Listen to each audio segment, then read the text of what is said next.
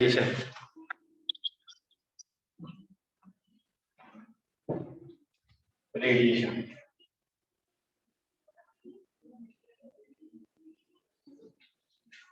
अब सबसे पहले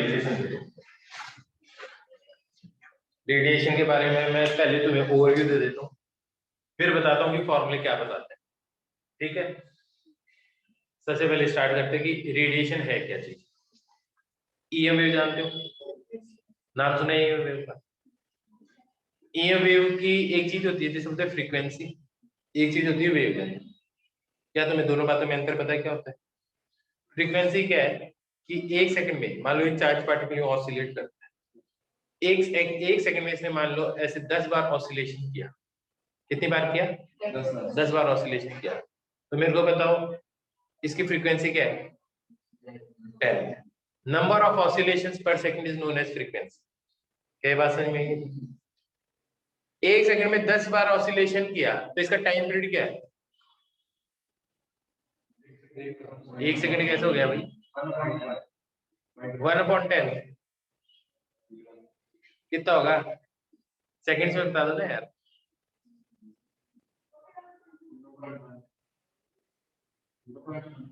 ठीक है, तो एक ऑसिलेशन में जो टाइम लगे उसे हम क्या बोलते हैं? टाइम पीरियड बोलते हैं। और number of oscillations per second होते हैं उसको क्या बोलते हैं? Number of oscillations per second is frequency and time required to complete one oscillation is time period. अब एक चीज आती है जिसे बोलते हैं वेवलेंथ। क्या बोलते हैं? वेवलेंथ। वेवलेंथ क्या होती है? मान लो मैं एक रस्सी के एंड को पकड़ू, इस एंड को ऊपर लेकर जाऊं, इधर लेकर आऊं, इधर लेकर आऊं, तो जो ऊपर लेकर नीचे लेकर ऐसे करूंगा तो इसमें एक ऐसी चीज डेवलप हो जाएगी। हाँ या ना? कुछ ऐसी वेव सी डेवलप हो जाएगी। अगर इसके ऊपर स्पीड से चलती है वेव, डिस्टर्बेंस ज्यादा स्पीड से चलता है, तो होगा क्या? देखो अगर डिस्टर्बेंस तेजी से चलेगा तो क्या होगा? एक ऑसिलेशन के अंदर जो डिस्टर्बेंस मीडियम में क्रिएट हुआ है उसे क्या बोलते हैं? वेवलेंथ बोलते हैं। क्लास ज्वाइन करो, अभी आपको दिखाता हूँ कि वेवलेंथ होती है कैसे। क्लास ज्वाइन करो।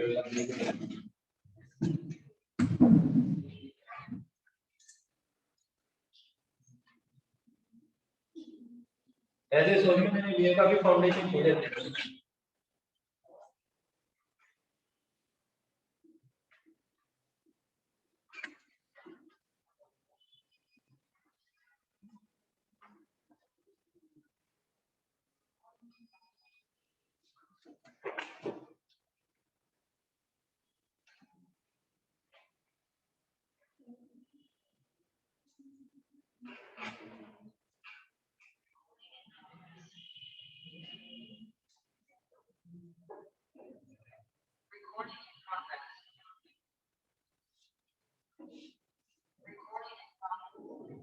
अरे बस ठीक है, तो हमें भी पता चल गया कि रिकॉर्डिंग प्रोग्रेस में है।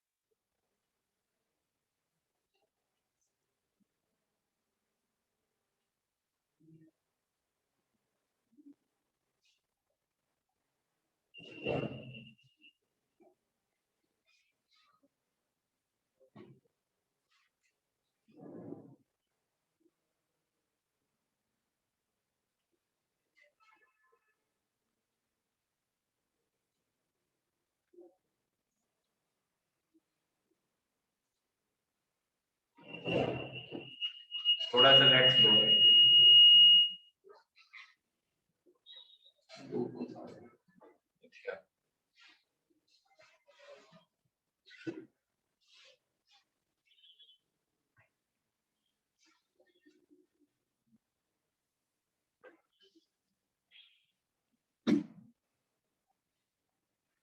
एम वेव में सबसे छोटी वेवलेंथ क्या बोलते हैं?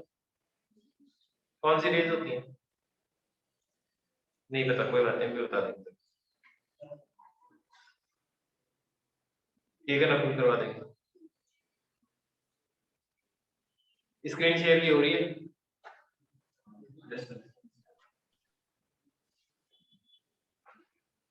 अब एक चीज देखो,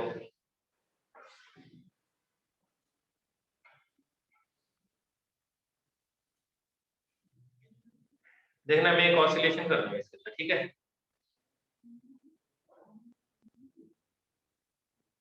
एक्टिव टेंशन बहुत ज्यादा तो स्पीड बहुत ज्यादा है, फिर स्लो मोशन में दिखाता है।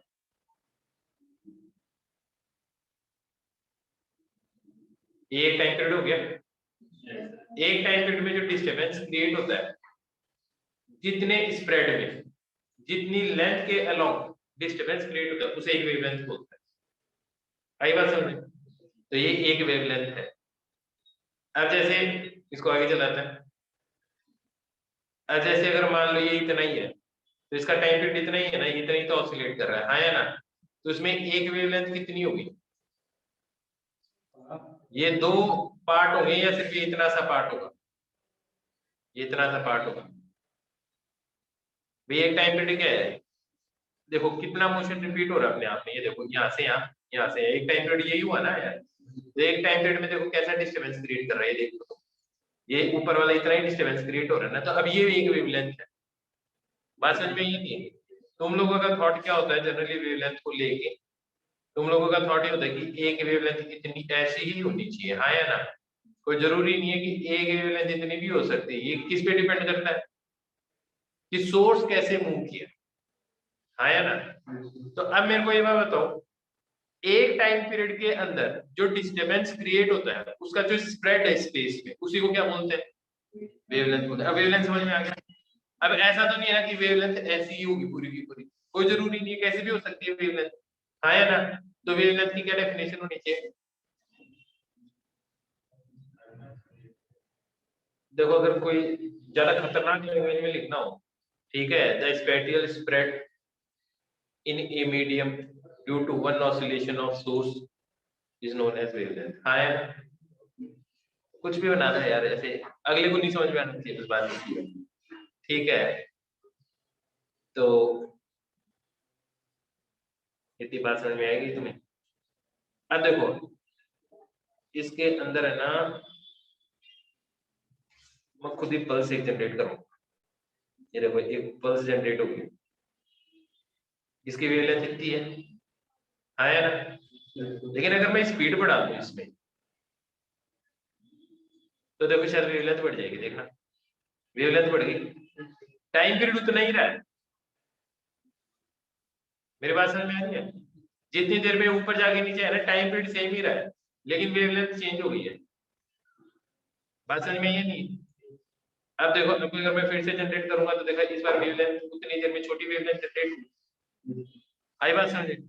तो इस बात को एक बार समझ लेते हैं क्या। और एक बहुत पुराना फॉर्मूला है जो तुम्हें आज देखने को मिल जाएगा। तुमने देखा होगा वेवलेंथ क्या होगा? डिस्टरबेंस जिस स्पीड से मीडियम में चलता है, वेलोसिटी, और कितनी देर में चले, एक टाइम पीरियड में जो डिस्टरबेंस चलेगी किसी मीडियम में, वही एक वेवलेंथ है इनटू टाइम पीरियड। ये फॉर्मूला बहुत बार पढ़ते थे पर पता नहीं था बनाया ऐसे, आया ना?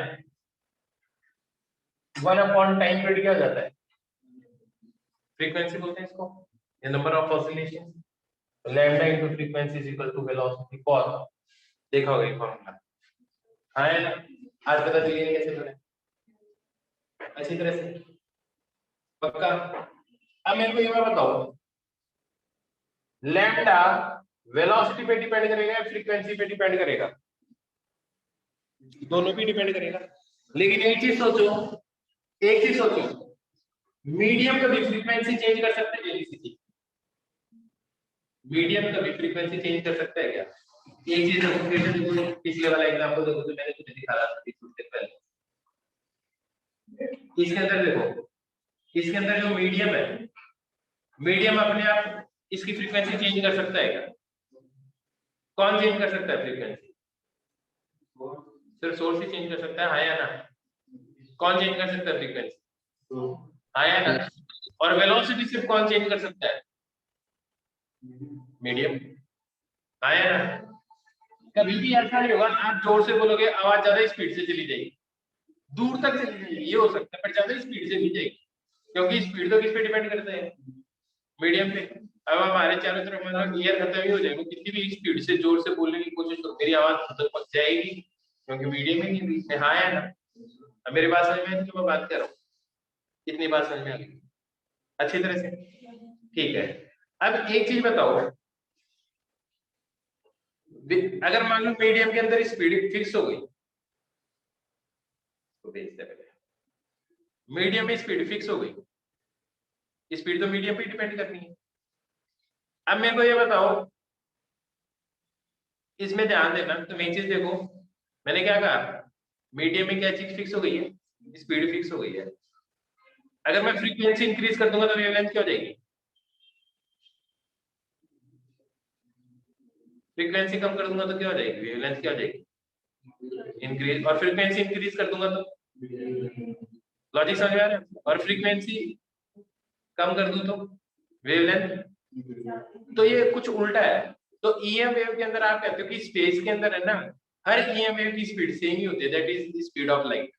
Light is also part of EM wave. तो सबकी स्पीड क्या है, सबकी स्पीड क्या है, सेम है। और सी बोलते हैं ना उसको 299792458 मीटर पर सेकंड। इसको राउंड ऑफ करके क्या बोलते हैं, 3 × 10⁸ मीटर पर सेकंड। आया ना? हम ऐसे थोड़ी बोलते, इंफ्रारेड रेस ज्यादा स्पीड से आते हैं तो पहले पहुंच जाएंगे, यूवी रेस पीछे पीछे आएंगे, लेट हो जाएंगे, तो ऐसा थोड़ी होता है। सारी ईएम वेव क्या चलती है, सेम स्पीड पे। है ना? और ईएम वेव जनरेट कैसे होती है, एक्सीलरेटिंग चार्ज पार्टिकल। कैसे जनरेट होती है, एक्सीलरेटिंग चार्ज पार्टिकल। तो देखो ये जो चीज है तो मैं तुम्हें बता ही देता हूँ। आपको पता होगा कि एटम्स, किसी सब्सटेंस को अगर आप क्या करते हो, हीट अप करते हो, तो उसके अंदर जो मॉलिक्यूल्स हैं उनको काइनेटिक एनर्जी मिल जाती है। आया ना? और अब तो तुमने केमिस्ट्री के अंदर वो भी पढ़ लिया है, केटीजी। आया ना? 3/2 केटी पढ़ा है ना ऐसा? ठीक है। तो आपको पता है कि अगर आप टेम्परेचर इंक्रीज करोगे तो वाइब्रेशनल एनर्जी बढ़ेगी। वाइब्रेशनल एनर्जी अगर बढ़ गई तो जो वेवलेंथ निकलेगी उसकी फ्रीक्वेंसी बढ़ेगी या घटेगी, ध्यान से देखना। टेम्परेचर बढ़ता जा रहा है तो काइनेटिक एनर्जी बढ़ती जाएगी, तो वाइब्रेशन की स्पीड क्या होती जाएंगी, इंक्रीज होते जाएंगे। तो फ्रीक्वेंसी बढ़ती जा रही है, घटती जा रही है, सब बढ़ती जा रही, बढ़ती जा रही है। तो वेवलेंथ क्या होती जाएगी, कम होती जाएगी, कम क्योंकि होती ये तो कांस्टेंट है, ये तो कांस्टेंट है। एक चीज बढ़ेगी तो दूसरी चीज घटेगी। हाँ है ना? अब तुम खुद ही बताओ लॉजिकली, जो चीज को तुम गर्म करते जाओगे और हीट, उसका टेम्परेचर और बढ़ता जाए और टेम्परेचर बढ़ता जाए, तो टेम्परेचर ज्यादा और ज्यादा इंक्रीज होता जाएगा, तो उससे निकलने वाली वेवलेंथ बड़ी होंगी या छोटी होने लग जाएगी, छोटी होने लग छोटी। जाएगी। हाँ है ना? क्या लॉजिक समझ में आया अच्छी तरह से? वेन्स ने इसी के बारे में कुछ बताया था। ठीक है, इसलिए तुम देखते हो अगर तुम किसी चीज को गर्म करते हो ना, सबसे पहले उसका कुछ रेड कलर होता है। अब बताओ वेवलेंथ ब्लू की ज्यादा होती है या रेड की ज्यादा होती है, रेड की सब ज्यादा ब्लू। होती है। रेड की। पहले गर्म होगा तो काइनेटिक एनर्जी इंक्रीज हो रही है ना, फिर और गर्म करोगे तो उसकी कलर कैसा होने लग जाएगा, येलो येलो कलर होने, और गर्म करोगे तो क्या होने लग जाएगा, व्हाइट सर की तरफ, ऑरेंज। टाइप की तरफ जाने लग जाएगा। क्या लॉजिक समझ में आया? तो हमने ऑब्जर्व भी ऐसे ही किया और लॉजिकली चीज भी करेक्ट हो गई कि टेम्परेचर बढ़ने से वाइब्रेशनल एनर्जी बढ़नी है, तो फ्रीक्वेंसी क्या हो जाएगी, इंक्रीज कर जाएगी, तो वेवलेंथ क्या हो जाएगी, डिक्रीज हो जाएगी। अब इसी को थोड़ी रिफाइंड वे में वेन्स ने बोल दिया, तो उसको बोल देते हैं वेन्स। ठीक है, बात समझ में? देखो डेफिनेशन बाद में मैंने क्या कहा, पहले मैं तुम्हें क्वालिटेटिव एनालिसिस दे रहा हूँ कि रियली में होता क्या है, बाद में कौन सा एनालिसिस दे देंगे, क्वांटिटेटिव। फिर लोगों ने जो बताया कि इस फॉर्मूले से इतने टेम्परेचर पे इतनी एनर्जी निकलनी चाहिए, फिर वो बता देंगे। बात बता, क्या मेरी बात समझ में आ गई? ठीक है, चलो ये बात समझ में तो आ गई। एक चीज और है इसके अंदर, थर्मल के अंदर, एक बार बताओ, किसी चीज से, मैंने पिछली बार भी तुमसे ये बात पूछी थी, ये एक ऑब्जेक्ट है, इसका टेम्परेचर 0 डिग्री सेंटीग्रेड है। हाँ, इसमें से हीट निकल रही है, एयर निकल रही है, हीट निकलेगा मतलब रेडिएशन निकल रही है, नहीं निकल रही है, रेडिएशन निकल रही है, नहीं निकल रही है। सराउंडिंग का टेम्परेचर 30 डिग्री सेंटीग्रेड है। अब बताओ, इसमें तो रेडिएशन तो निकल ही रही है, क्यों?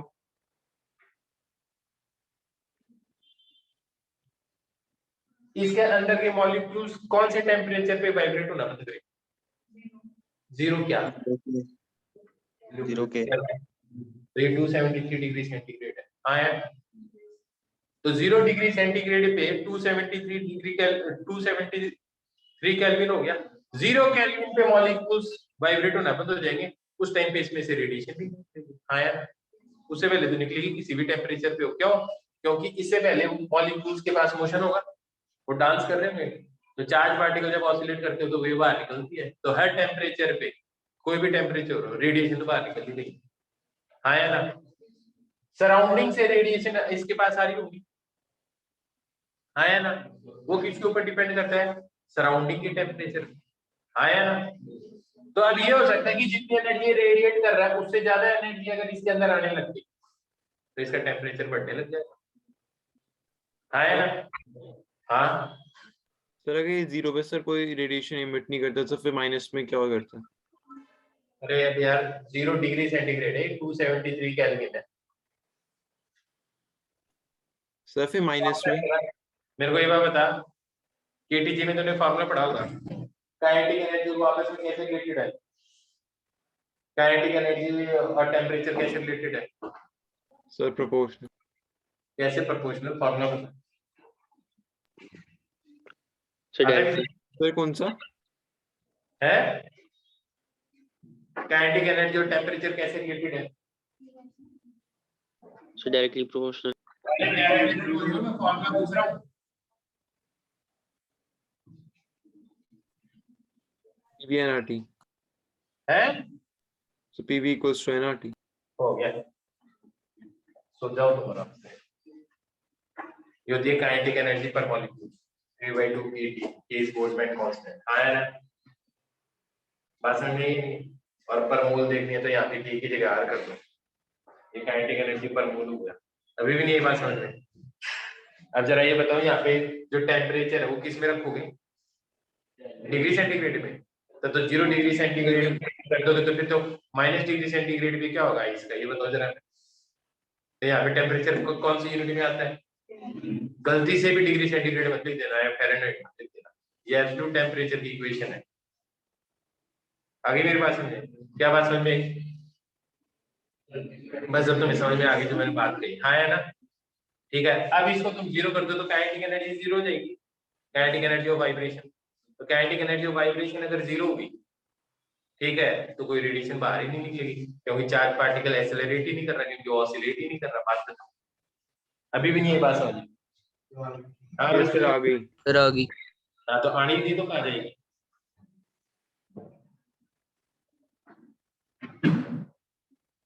हाँ, सुन पा रहे हैं बात? अब बात ये है कि कुछ ऑब्जेक्ट होते हैं जो सारी एनर्जी को एब्जॉर्ब कर लेते हैं। हाँ या ना?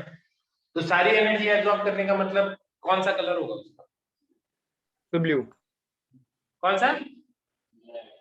ब्लैक कलर होगा भाई। हाँ या ना? ब्लैक का मतलब ही क्या है? जितनी भी रेडिएशन है वो सारी की सारी क्या कर ली? एब्जॉर्ब कर ली। क्या लॉजिक समझ में आ गया? ब्लू का मतलब क्या हुआ? ब्लू रिफ्लेक्ट किया, तो जो चीज ब्लू दिख रही है इसका मतलब ब्लू रिफ्लेक्ट कर रहा है, और जो चीज व्हाइट दिख रही है इसका मतलब सबके सभी रिफ्लेक्ट करती है, क्योंकि सारी वेवलेंथ जो विजिबल स्पेक्ट्रम है सबका कॉम्बिनेशन इक्वल इंटेंसिटी के अंदर क्या देता है? व्हाइट देता है। हाँ या ना? क्या लॉजिक समझ में आ गया? व्हाइट समझ में आएगा नहीं? ठीक है, तो इसका मतलब ये है कि जो भी कलर आप देखते हो एक्चुअली वही चीज वो कलर रिफ्लेक्ट कर रही है। व्हाइट का मतलब सारे कलर रिफ्लेक्ट कर रही है। ठीक है, तो दो बॉल रखी, एक का कलर है व्हाइट, एक का कलर है ब्लैक। सराउंडिंग टेम्परेचर से कौन सी का टेम्परेचर ज्यादा रेट से इंक्रीज करेगा, ज्यादा स्पीड से बढ़ेगा? ब्लैक से बढ़ेगा। हाँ, ऐसे भी। अब मैं कोई बात बताऊं, दोनों बॉल का मैंने टेम्परेचर कर दिया से 30 डिग्री सेंटीग्रेड, 30 डिग्री सेंटीग्रेड। किसका टेम्परेचर, बाहर का टेम्परेचर 0 डिग्री सेंटीग्रेड, किसका टेम्परेचर ज्यादा रेट से फॉल करेगा? ब्लैक। ये जो ज्यादा बढ़िया एब्जॉर्ब करेगा वो ज्यादा बढ़िया तरीके से रेडिएट करेगा। आया? बात समझ में ही नहीं। जो ज्यादा बढ़िया एब्जॉर्ब करेगा वो क्या करेगा, ज्यादा रेडिएट करेगा, ये तो ऑब्वियस ही बात है। ये कहा था परवॉस्ट, PERVOST, इसको बोलते हैं परवॉस्ट। मैंने तो ऐसे ही बैठे लेकिन बता दें तो ऐसे ही होता है। Good absorbers are good emitters. तो अब तुम बोलोगे इसको कैसे टेस्ट किया जा सकता है, मैं बोलूँ टेस्ट करने का तरीका देखो। मान लो एक बॉल है, उसके आपने ऊपर स्टार मार्क बना दिया, उसको धूप में रखा एकदम गरम गरम जगह, तो एक बार बताओ, पूरी ब्लैक और ऊपर बीच बीच में स्टार मार्क बना दिए सिल्वर कलर के मार्क टाइप के, सबसे ज्यादा कौन सी चीज ब्राइट दिखाई देगी आपको उस टाइम पे धूप में रखोगे तो? स्टार। एकदम गर्म हो गया, अंधेरे रूम में लेकर चले जाओ, अब कौन सी चीज दिखाई देगी? ब्लैक वाला ही क्या? क्यों? क्योंकि अभी स्टार वाला पार्ट रेडिएट ही नहीं कर रहा है। रेडिएट कौन कर रहा है? Black. Good absorbers are good emitters. जब एब्जॉर्ब कर रहा था तो वो ब्लैक दिखाई दे रहा था, हाँ या ना? तो अंधेरे में लेकर गए तो वही क्या करने लग गया, रेडिएट करने लग गया, तो सबसे ज्यादा जलता हुआ वही दिखाई दिया। भट्टी देखिए क्लीन, तंदूर देखा है उसको, तुम अगर अंदर से देखोगे ना तो सबसे ज्यादा काला क्या पार्ट होता है? कोयला। तुमने देखा होगा जब कोयला एकदम गर्म हो जाता है ना, ठीक है, तो सबसे तेज वही जगमगाता है सबसे ज्यादा, क्योंकि एनर्जी वही रेडिएट करता है उस टाइम, आया ना? तो good absorbers are good emitters. तो इसीलिए बोलते हैं कि जो धूप में है ना, धूप में, इसमें धूप में गर्मियों के अंदर कैसे कपड़े पहनने चाहिए? लाइट कलर के। क्यों? ब्लैक को पहनने से क्या दिक्कत? तो रेडिएट भी तो सबसे ज्यादा वही कर रहा है, क्या प्रॉब्लम?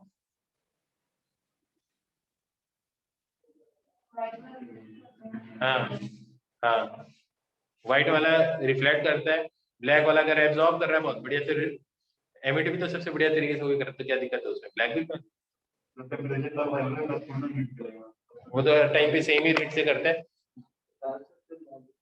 चलो अगर मान लो व्हाइट कलर है, रेडिएशन आई टकरा के वापस चली गई, एब्जॉर्ब ही हुआ। लेकिन अगर ब्लैक है तो एब्जॉर्ब हुआ, एमिट हुआ, पर ये थोड़ी बोला था इधर ही एमिट होगा, ब्लैक तो है ही, वो इधर से एमिट करेगा अंदर की साइड को, आया ना? अब अंदर की साइड हो गया तो अंदर अंदर टेम्परेचर बढ़ जाना है, आया ना?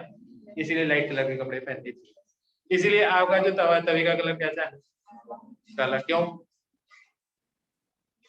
इधर से एब्जॉर्ब कर रहा है, हीट तो नीचे डाली, तो रेडिएट तो ऊपर की तरफ कर रहा है, तो बढ़िया रेडिएशन तो चाहिए यार मेरे को, तभी तो रोटियां पकनी है, आया ना? क्या मेरी बात समझ में आ रही है तुम्हें? तो अब ऐसी ऐसी जगह तुम देख सकते हो कि जहाँ जहाँ पे रेडिएशन क्या होती है, जितना बढ़िया एब्जॉर्प्शन होता है उतना ही बढ़िया क्या होना चाहिए, रेडिएशन होना चाहिए। बात समझ में आई? अब थोड़ी थोड़ी टर्मिनोलॉजी के बारे में आते हैं। अब एक चीज सोचो, एक फंडा और भी है, ग्रीन हाउस इफेक्ट नाम सुना है? क्या था green house effect? Green house gases जो कि कार्बन डाइऑक्साइड, जैसे मेरे को तो ऐसे बता दो यार, गाड़ी के अंदर ग्रीन हाउस इफेक्ट होता है, ग्रीन हाउस इफेक्ट हो गया गर्मियों के अंदर, है ना? बाहर का टेम्परेचर कम होता है, गाड़ी के अंदर का ज्यादा हो जाता है, तो गाड़ी खड़ी रहती है, क्या होता है? शीशे में से मतलब रेस पास से फिर बाहर नहीं जाता। क्यों नहीं जा पाते? चलो मैं तो मना कर देता, मैं नहीं भेजूंगा अंदर, आगे जो आगे, फिर बंदा कैसे बात करता? बात ये है, एक होगी बड़ी वेवलेंथ, एक होगी छोटी वेवलेंथ, बात समझ में आई? तो जो हमारे पास सन से रेज आ रही है ना, तो सन से रेज आ रही है, तो सन का टेम्परेचर ज्यादा है या अर्थ का टेम्परेचर ज्यादा? पहले देखो, सन का ज्यादा है, तो सन से जो वेवलेंथ आ रही है उनकी वेवलेंथ क्या है? छोटी, क्योंकि वो हाई फ्रीक्वेंसी पे, क्योंकि स्पीड से मॉलिक्यूल्स ऑसिलेट कर रहे हैं, नहीं है ये बात समझ में? पक्का? अब वो ज्यादा स्पीड से अगर ऑसिलेट कर रहा है तो उधर से मॉलिक्यूल्स आ गए, वे रेज आई, लेकिन उनकी वेवलेंथ क्या थी? छोटी वाली वेवलेंथ ज्यादा थी उसके अंदर, तो वो क्या करेंगे, विंडो पेन्स के थ्रू अंदर तो आ जाएंगे, अंदर वाली जो रेज बाहर निकलेंगी वो कब निकलेंगी? जब सीटें वीटें गर्म होंगी, तो सीट वीट के जो मॉलिक्यूल्स है वो वाइब्रेट कर रहे होंगे। अब बताओ, सन के मॉलिक्यूल ज्यादा फ्रीक्वेंसी थी या गाड़ी के अंदर जो सीट वीट के कवर है उनके मॉलिक्यूल ज्यादा स्पीड से वाइब्रेट करेंगे? सन वाले। तो अंदर वाले जो मॉलिक्यूल है धीरे धीरे गर्म, वो धीरे धीरे वाइब्रेट होंगे, तो उनसे निकलने वाली वेवलेंथ क्या हो जाती है? बड़ी। और बड़ी वाली वेवलेंथ एस्केप करके बाहर निकल नहीं पाती, और जब बड़ी वाली वेवलेंथ एस्केप करके बाहर निकल नहीं पाती तो अंदर ऐसे ऐसे कंसंट्रेशन बढ़ती जाती है, टेम्परेचर बढ़ता जाता है, जैसे इसके अंदर होता है वही ग्रीन हाउस गैसेस का भी यही काम है जो विंडो पेन का काम। हाँ है ना, कि अंदर तो रेज आ जाती है लेकिन वापस बाहर नहीं जा पाती, CO2 मीथेन। हाँ है ना, इनका बहुत ही बढ़िया क्या होता है, ग्रीन हाउस इफेक्ट होता है। They are also responsible for, लोगों के बारे में सुन नहीं रहे हो आजकल। हाँ है ना, ये लॉजिक समझ में आ गया अच्छी तरह से। इससे पहले तो रटा था कि छोटी वेवलेंथ क्रॉस कर जाती है, बड़ी वेवलेंथ निकलती है, पर ये सोचते थे यार आई जब छोटी तो जारी बड़ी क्यों है। आज पता चल गया कि छोटी क्यों आई और बाहर निकलते टाइम बड़ी क्यों। ठीक है, एक चीज बताओ, दो चीजें हो रही है, रेज आई और उसी टाइम पे एमिट हो रही है। एक हो रही है रेज आई रिफ्लेक्ट हो गई, कैसे पता चलेगा कि डिफरेंस क्या होगा। जैसे मेरे पास दो सब्सटेंसेस है, एक के ऊपर रिफ्लेक्शन हो रहा है, एक के ऊपर एब्जॉर्ब कर रहा है और फिर रेडिएट कर दिया, उसने एमिटेंस हो रहा है। हाँ या ना, सेम टाइम पे दोनों चीजें हो रही है। आपको क्या पता चलेगा एक पे रिफ्लेक्शन हो रहा है या फिर री रेडिएट कर रही है वो चीज। चलो टेम्परेचर भी दोनों का सेम है, अब बताओ सराउंडिंग टेम्परेचर या वेवलेंथ में डिफरेंस होगा, क्योंकि जो रिफ्लेक्ट करेगी उसमें वही वेवलेंथ होगी जो इंसिडेंट हुई है। हाँ या ना, और जो री एमिट होगी वो आने वाली वेवलेंथ अलग होगी और जाने वाली वेवलेंथ क्या होगी, क्योंकि उसने एब्जॉर्ब किया और फिर उसने उसको एमिट किया। हाँ या ना, बात समझ में आई है नहीं? ये बताओ क्या ये बेसिक बेसिक फंडा समझ में आया? पक्का? ठीक है, तो समझ में आ गया तो बहुत बढ़िया बात है। ठीक है,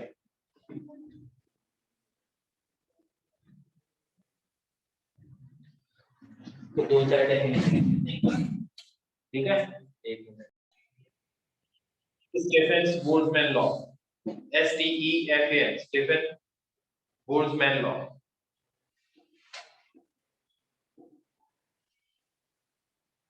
रिपीट करना। स्टीफन बोल्ट्जमैन लॉ, एक minute.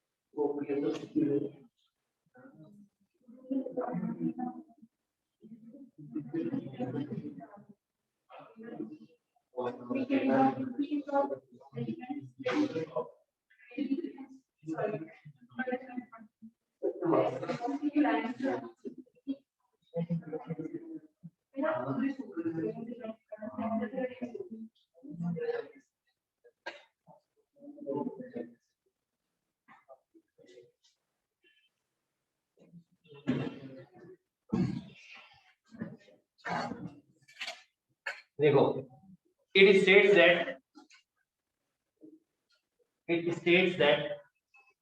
the amount of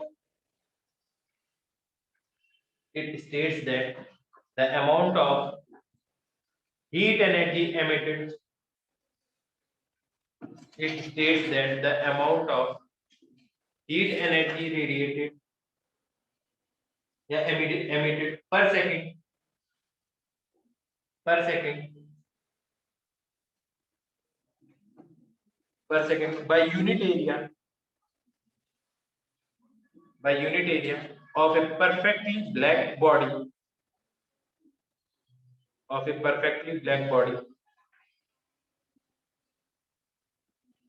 is directly proportional to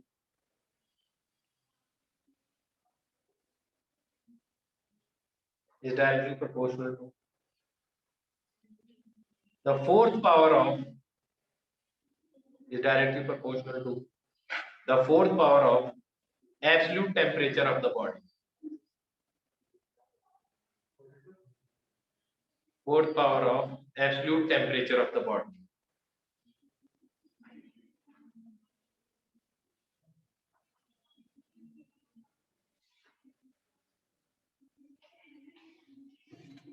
sir fourth power. Fourth power है।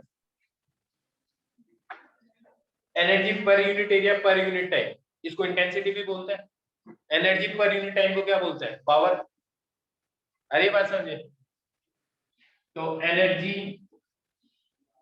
पर unit area per unit time, या फिर पावर अपॉन एरिया, ये इंटेंसिटी होती है। कितनी बात तो समझ में आ गई?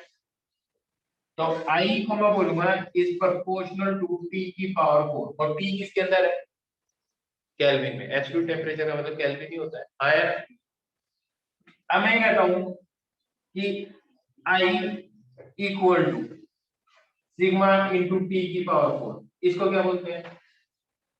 स्टीफेंस कांस्टेंट या स्टीफन बोल्ट्जमैन कांस्टेंट। आया ना? क्या बोलते हैं इसको?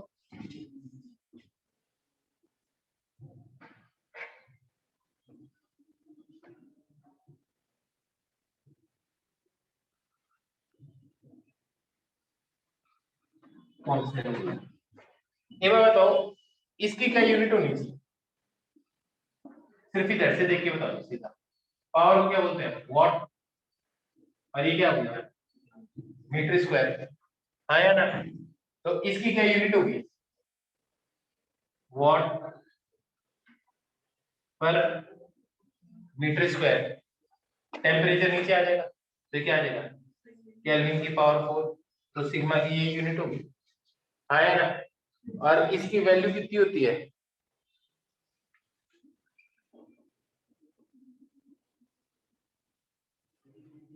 शायद यही है, यही है। यूनिट समझ में आ गई? पक्का? एक बार लिख लो इतना।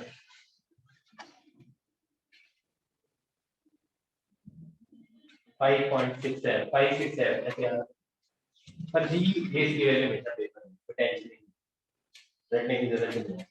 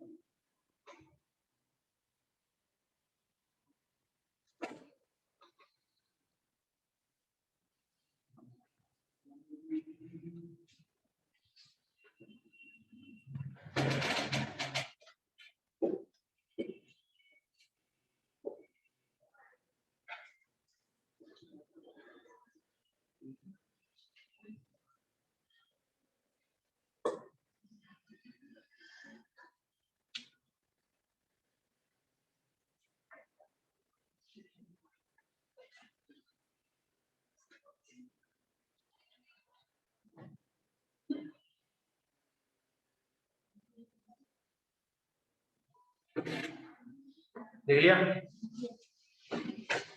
अब सुनो,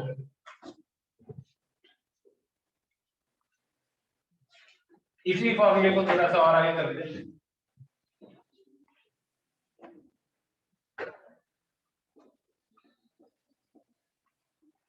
अगर मैं इसको पावर लिखूं तो इसको ऐसे लिख सकता हूँ, पावर अपॉन एरिया। तो पावर किसके बराबर आ जाएगी? लेकिन ये फॉर्मूला सिर्फ किसके लिए एप्लीकेबल है? कैसी बॉडी के लिए एप्लीकेबल है? ब्लैक बॉडी के लिए। इसलिए तो ये ब्लैक बॉडी के लिए। अगर आपने दो ऑब्जेक्ट लिए और एक ये ब्लैक बॉडी, ज्योमेट्रिकल शेप एकदम आइडेंटिकल, क्या कहा मैंने? ज्योमेट्रिकल शेप क्या है? आइडेंटिकल है। इससे पावर निकलेगा, ये मान लो ब्लैक बॉडी। अब बताओ, इससे ज्यादा एनर्जी रेडिएट होगी या इससे? दोनों का टेम्परेचर भी सेम,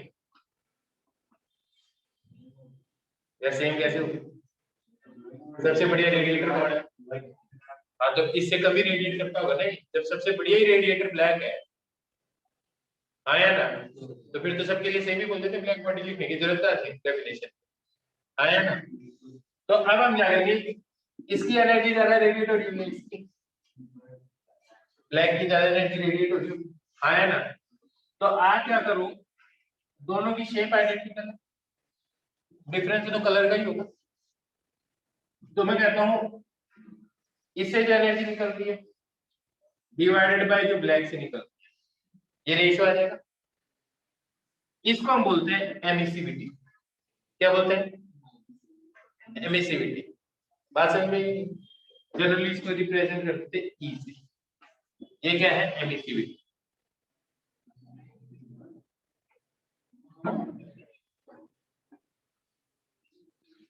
बात समझ में? ऐसे ही अगर मैं दो ऑब्जेक्ट रख दूं, चलो पहले देसी का समझ लो।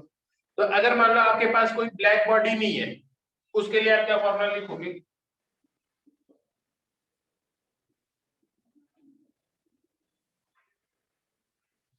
हाँ या ना? इस रेट से कोई भी बॉडी, जनरल कोई भी बॉडी होगी, वो इस रेट से एनर्जी रेडिएट कर रही होगी पर यूनिट टाइम, क्योंकि एरिया से तो मल्टीप्लाई कर दिया के मेरे पास में आ गया अच्छी तरह से। तो power equal to sigma E T की पावर 4।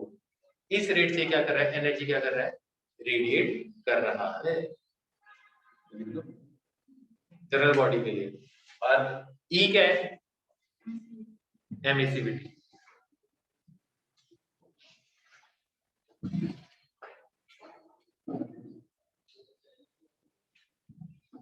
ये मतलब एमिसिविटी की कुछ डेफिनेशन बना सकते हो तुम?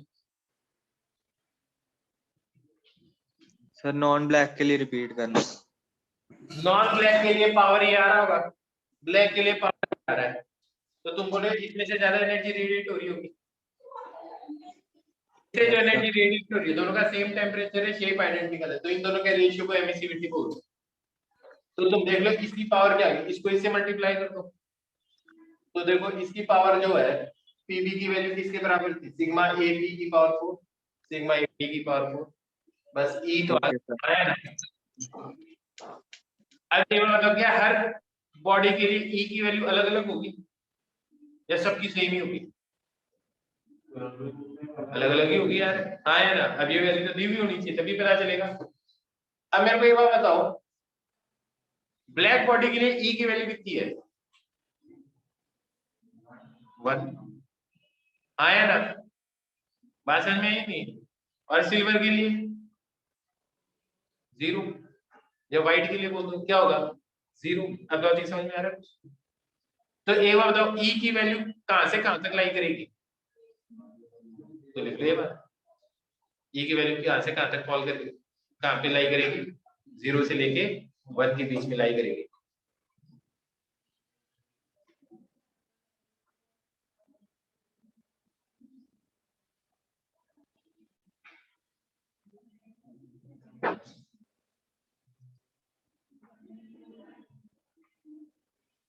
समझ में आ गया ना? पक्का?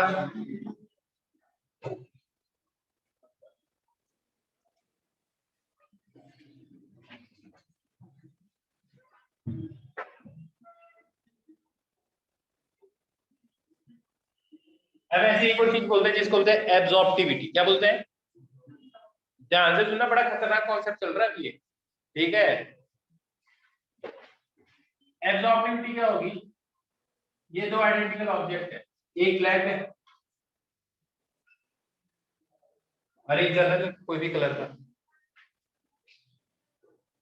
जो सराउंडिंग का टेम्परेचर है, ये तो वो रेट है जिससे एनर्जी क्या हो रही है? रेडिएट हो रही है, एब्जॉर्ब हो रही है? रेडिएट हो रही है। एब्जॉर्ब जब होगी तो सराउंडिंग का टेम्परेचर डिसाइडेड होगा। सराउंडिंग का जो टेम्परेचर होगा ना उस पर डिपेंड करता है जब वो एब्जॉर्ब करेगी, क्योंकि एब्जॉर्ब करना तो यार सराउंडिंग के ऊपर रेडिएशन पे डिपेंड करना, उसको सबसे पहले तो टेम्परेचर तो बाहर का ही मैटर करेगा। इन दोनों का टेम्परेचर कुछ भी हो, चलो दोनों का सेम ही मान लेते हैं। अब ये एब्जॉर्ब करेगा तो ये करेगा पी ए और ये करेगा पी। कौन सा ज्यादा एब्जॉर्ब करेगा? ब्लैक ही ज्यादा एब्जॉर्ब करेगा, आया ना? तो अगर मेरे को अब एब्जॉर्प्टिविटी निकालनी है,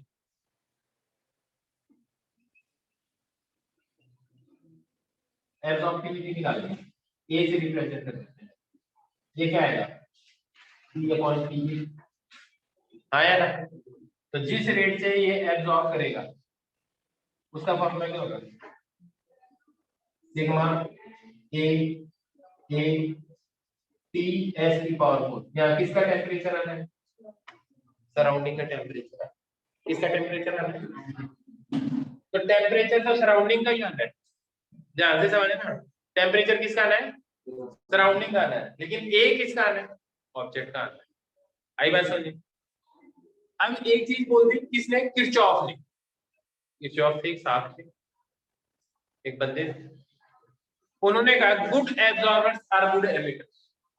तो लगभग लगभग ई की वैल्यू लगभग किसके बराबर होती है, ए के बराबर होती है, किसने कहा, किरचॉफ लॉ। तो किरचॉफ लॉ भी लिख लेगा साथ में, लिखो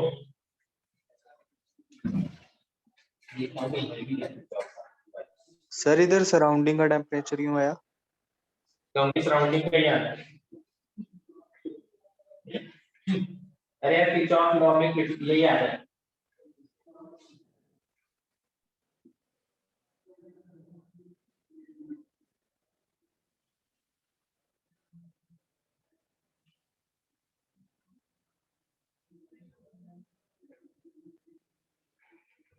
देखो वैसे तो किरचॉफ लॉ है ना, मैं पढ़ कर सुनाता हूँ, है ना, अरे इतना कौन लिखेगा, सुनो तो। According to Kirchhoff's law, the ratio of emissive power to the absorptive power corresponding to a particular wavelength and at a given temperature is always a constant for all bodies. This constant is equal to emissive power of a perfectly black body at the same temperature and corresponding the same wavelength. अब देखो सारी कहानी लिखने के बाद में ना last में उसने एक ही बात कही, thus good absorbers are good emitters and poor absorbers are poor emitters. तो अपन सीधा ये लिखते, ठीक है, लिखो Kirchhoff law, it states that good absorbers are good emitters,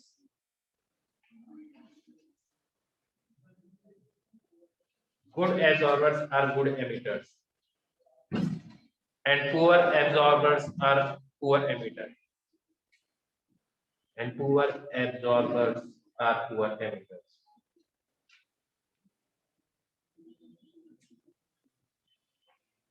खतरनाक बात है।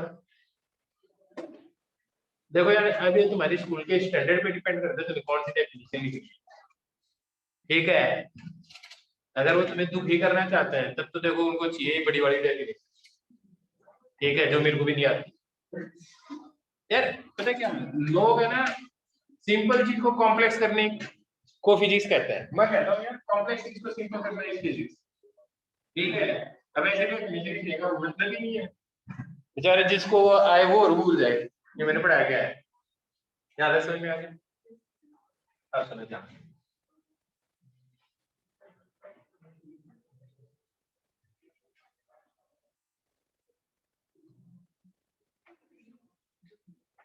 ध्यान से देखना, मैं दो चीजें बताऊं, इसी के अंदर सारी कहानी बन जाएगी।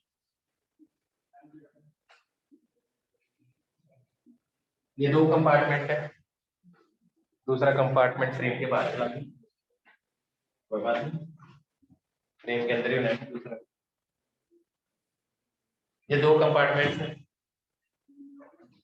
इसका टेम्परेचर T1, इसका temperature T2, T1 is greater than T2, भी नहीं लिखा। इसमें एक ऑब्जेक्ट है, इसमें एक ऑब्जेक्ट है, एकदम आइडेंटिकल है, दोनों क्या है, एकदम आइडेंटिकल है, दोनों ही ब्लैक है, आइडेंटिकल मैं पहले कर रहा हूं। इसका टेम्परेचर T0, इसका टेम्परेचर T0। मेरे को ये बताओ कौन सा ज्यादा रेट से रेडिएट कर रहा हूं, इसका टेम्परेचर ज्यादा T1 कंपार्टमेंट 1 के अंदर ब्लैक बॉडी ज्यादा रेट से रेडिएट कर रही है, ए में या बी में? से A में। बिल्कुल गलत, दोनों केस में रेडिएट सेम ही रेट से कर रहे हैं, क्योंकि रेडिएशन के अंदर ऑब्जेक्ट का टेम्परेचर आता है, यहाँ पे भी T0 टेम्परेचर है, यहाँ पे भी T0 टेम्परेचर। क्या है मेरी बात समझ में? आप बताओ कौन सी में ज्यादा रेट से रेडिएट कर रहे हैं? उधर सराउंडिंग के लिए, सराउंडिंग का क्या लेना देना है, रेडिएशन वाले के अंदर फॉर्मूला क्या था, सराउंडिंग का टेम्परेचर था नहीं, इसका टेम्परेचर था सर बॉडी का। आज जब पढ़ा रहा हूँ सब कुछ बताया भी और फिर भी गलत बता रहे हो, because you have common sense, ठीक है। तो अब बताओ कौन सा ज्यादा रेट से रेडिएट कर रहा है, दोनों सेम रेट से। कौन सा ज्यादा रेट से एब्जॉर्ब कर रहा है, या जब सराउंडिंग का टेम्परेचर ज्यादा रेट से एब्जॉर्ब कर रहा है, आया ना, क्योंकि एब्जॉर्ब में किसका टेम्परेचर आता है और किसका नहीं आता, बॉडी का नहीं। अब मेरी बात समझ में आई? अब देखो ये दोनों टेम्परेचर, चलो ये बात और बता, इसका टेम्परेचर ज्यादा रेट से बढ़ रहा है, इसका ज्यादा रेट से बढ़ रहा हो। देखो रेडिएट तो दोनों सेम ही रेट से कर रहे हैं, आया ना, लेकिन एब्जॉर्ब ये ज्यादा रेट से कर रहा है, एरो से आइडिया लगा दो। तो नेट किसकी पर यूनिट टाइम एनर्जी इंक्रीज कर रही है, इसकी या इसकी?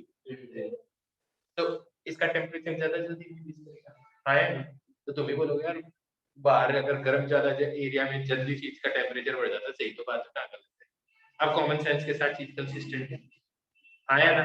तो याद रखना जब भी एब्जॉर्ब कराने की बात आए तो टेम्परेचर किसका देखना है, और जब भी रेडिएट करने की बात है तो